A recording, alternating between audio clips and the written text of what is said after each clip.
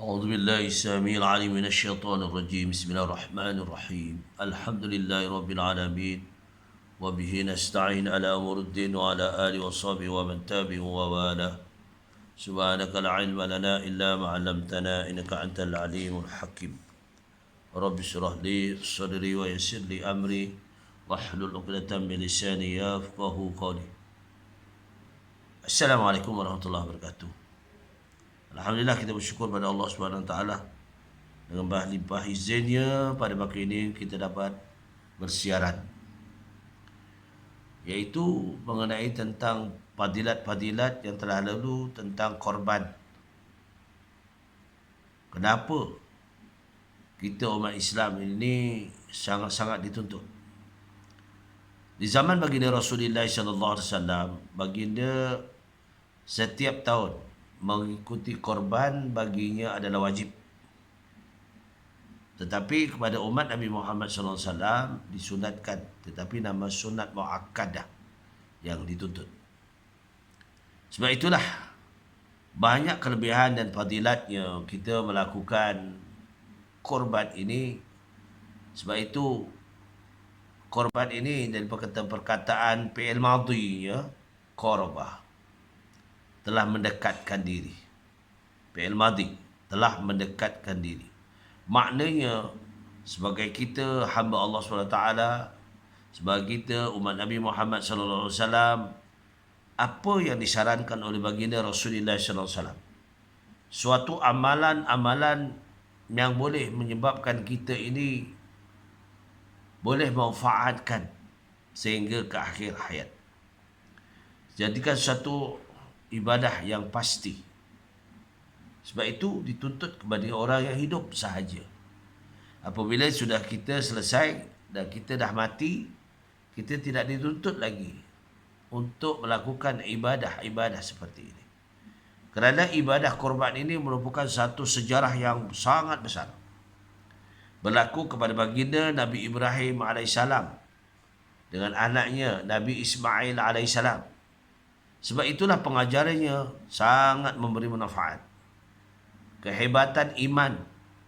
Cuba bayangkan, ketika baginda Nabi Ibrahim melaksanakan dakwah dengan perintah Allah SWT, diletakkan isterinya, iaitu Siti Hajar, di tempat yang sekarang ini, tempat yang menjadi satu kunjungan semua umat Islam untuk melaksanakan ibadah rukun Islam yang kelima.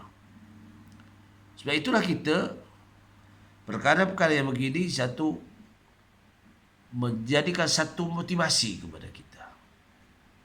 Andai kita pergi ke tempat tersebut, tentu kita merasa kehebatan perjuangan para Nabi dan Rasul.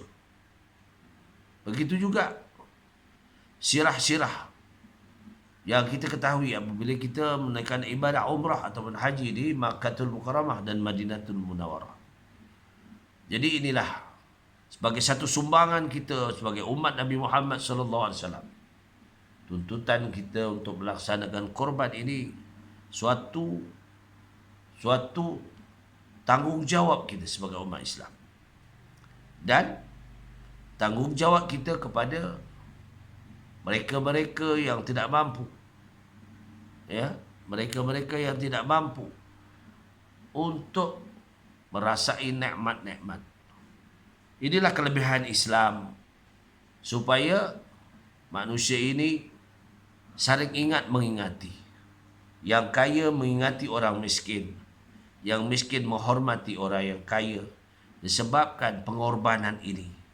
Ini semua adalah didikan yang Allah perintahkan kepada para Nabi dan Rasul.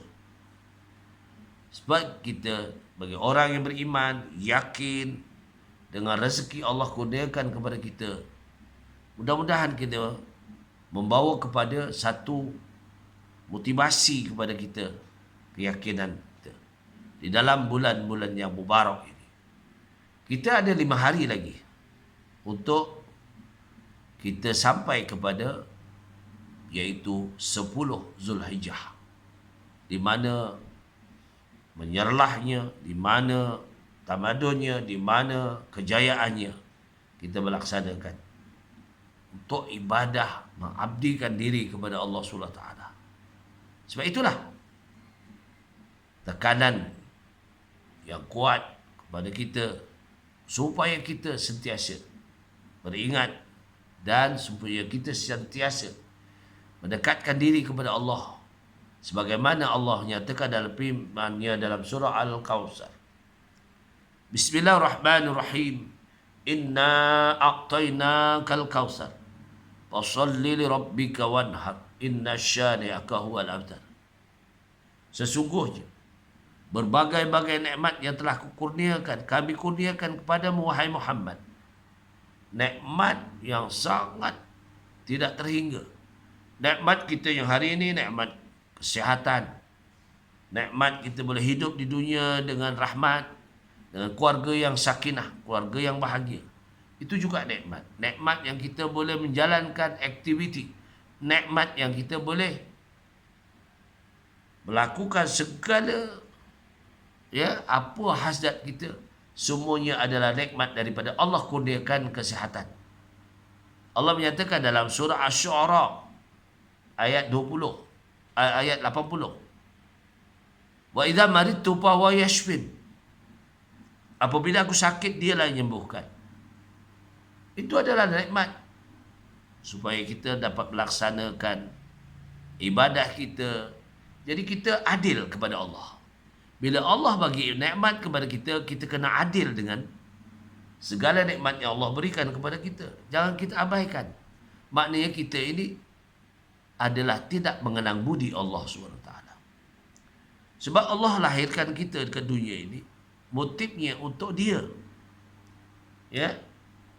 Wa ma khalaqtul jinna wal insan illa liya'bud. Wa ma khalaqtul jinni wal insan illa liya'bud. Ini satu bukti.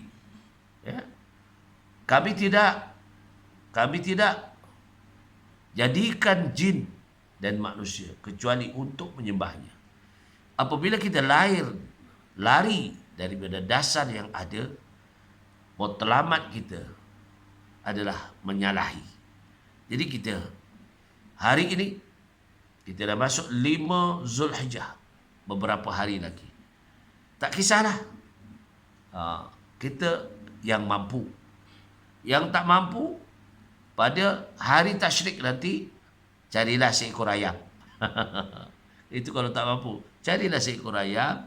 Ya, pada 10 Zulhijjah ke, 11 Zulhijjah ke, 12 Zulhijjah ke, 13 Zulhijjah ke, iaitu menyembelih seekor ayam. Ayam tu bukan jadi korban, ya, bukan korban. Ayam tak boleh buat korban. Yang boleh buat korban unta, lembu, kerbau, kambing. Itu je. Ayam tu kan, oh aku dah korban. Korban apa? Korban ayam. Itu ambil berkat sebenarnya. Sebab kita nak menyembelih, menjatuhkan darah hayawan, ya, untuk menghormati bulan-bulan tersebut, iaitu bulan tasyrik. Ni ambil berkat. Jadi itu semua bila kita sembelih, jatuhlah, melelehlah darah yang kita sembelih itu kerana Allah Ta'ala. Itu aja. Jangan pula kita anggapkan ayam itik jadikan binatang ataupun ternakan korban. Bukan. Inilah supaya kita ambil perhatian. Ya, kita sempat lagi. Walaupun kita dalam keadaan sekarang ni kita menghadapi PKPP. Ya. Tapi dia orang berlumba-lumba nak balik kampung ni. Ni jalan jam ni sekarang. Ambil cuti awal, ya tak? Kerana Aidilfitri yang lalu ramai orang tak dapat balik. Pihak kerajaan tak benarkan sebab takut dikhawatiri jangkitan virus corona, COVID-19. Jadi kita kena ingatlah, ini satu nikmat Allah bagi kita dapat balik bersama keluarga. Lagi-lagi kalau kita buat korban di kampung atau di mana sajalah, tak kira. Inilah satu nikmat supaya kita ni mengingati perjuangan Nabi Ibrahim dan Nabi Ismail AS. Dan pengajaran ini diteruskan oleh baginda Nabi Muhammad SAW. Menjadikan satu peranan amalan wajib bagi baginda Rasulullah SAW. Tapi baginda tidak menyarankan pada kita pula wajib. Kalau menjadi wajib, susah kita. Macam umpamalah solat witir. Bagi Rasulullah wajib. Solat duha bagi Rasulullah wajib. Laksanakan. Kita ni kadang-kadang witir pun lebuh. Tak? Ada. Sebab itu tak wajib. Walaupun sunat, tetapi satu pengajaran. Solat duha. Walaupun benda itu bagi Rasulullah wajib. Tapi kita tak wajib. Tapi ada fadilatnya. Berkat rezeki yang kita perolehi. Rahmat daripada Allah SWT. Makin bertambah nikmat Allah Ta'ala. Sebab itulah kita jangan lupa dengan solat duha kita. Duha ini walaupun 8 rakaat. Kalau kita mampu, tak mampu 2 rakaat cukup. Jangan tak buat langsung. Ni. Sebab itu ada semua pengajaran yang ditinggalkan oleh Rasulullah SAW ada sebagai pedoman untuk kita. Sebab itu Allah telah lantik baginda, laqad ja'akum bi rasulillahi uswatun hasanah. Tak? Sesungguhnya kami telah lantik baginda Nabi Muhammad itu sebagai rasul, ikutan yang terbaik. Number 1. Jadilah perkongsian hari ini kenapa dan mengapa. Kita disarankan sangat-sangat supaya mengikuti korban yang rezeki yang Allah berikan. Kita rancanglah. Sama ada kita ikut di Malaysia atau di luar negara, yang penting kita ikut. Ikut. Sikit banyak kita ikut. Sebab itulah sebagai satu wawasan kita. Tak dapat hari ni, tahun depan kita usaha. Kita ada azam dan rancangan kita. Ialah itu kongsian kita pada pagi ini, supaya mengapa dituntut sangat kita melaksanakan ibadah korban, kerana ada istimewa dan Allah akan ampunkan dosa-dosa kita kalau kita sanggup melakukannya. Satu amal yang baik mengikut jejak baginda Rasulullah sallallahu alaihi wasallam sebagai ikutan terbaik. Setakat itulah perkongsian kita yang baik semua daripada Allah Taala. Pada kekurangan saya memohon maghfirah Allah Taala. Aku li qouli hadza astaghfirullahalazim wa lakum wa billahi taufiq wal hidayah. Wassalamualaikum warahmatullahi wabarakatuh.